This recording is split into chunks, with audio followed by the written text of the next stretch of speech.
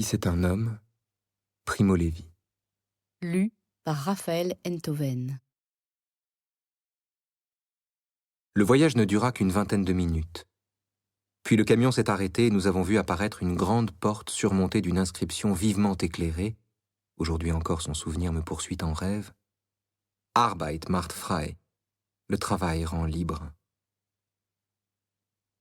Nous sommes descendus. On nous a fait entrer dans une vaste pièce nue, à peine chauffée. Que nous avons soif. Le léger bruissement de l'eau dans les radiateurs nous rend fous.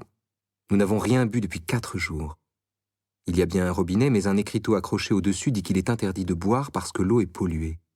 C'est de la blague et aucun doute possible, on veut se payer notre tête avec cet écriteau. Ils savent que nous mourrons de soif. Et ils nous mettent dans une chambre avec un robinet et Wasser trinken verboten. Je bois résolument et invite les autres à en faire autant. Mais il me faut recracher, l'eau est tiède, douceâtre et nauséabonde. C'est cela l'enfer. Aujourd'hui, dans le monde actuel, l'enfer se doit être cela. Une grande salle vide, et nous qui n'en pouvons plus d'être debout. Et il y a un robinet qui goûte avec de l'eau qu'on ne peut pas boire, et nous qui attendons quelque chose qui ne peut être que terrible, et il ne se passe rien, il continue à ne rien se passer. Comment penser? On ne peut plus penser. C'est comme si on était déjà mort. Quelques-uns s'assoient par terre, le temps passe, goutte à goutte. Nous ne sommes pas morts. La porte s'ouvre et un SS entre, la cigarette à la bouche. Il nous examine sans se presser. « Wer kann Deutsch ?» demande-t-il. L'un de nous se désigne. Quelqu'un que je n'ai jamais vu et qui s'appelle Flech. Ce sera lui notre interprète. Le SS fait un long discours d'une voix calme et l'interprète traduit.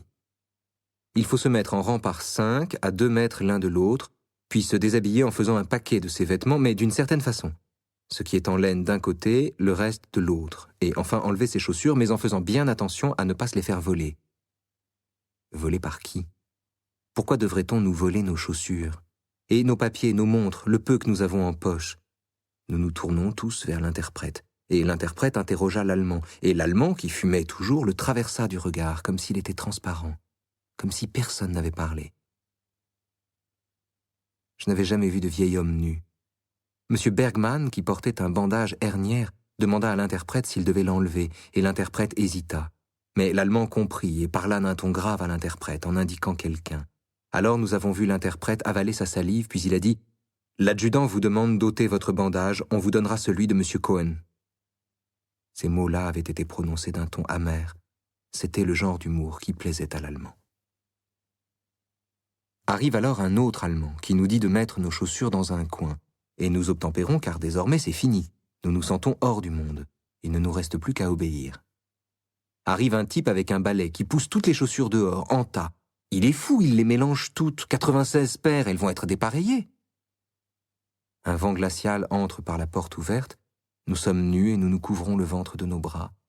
Un coup de vent referme la porte. L'Allemand la rouvre et reste là, à regarder d'un air pénétré les contorsions que nous faisons pour nous protéger du froid les uns derrière les autres. Puis il s'en va en refermant derrière lui.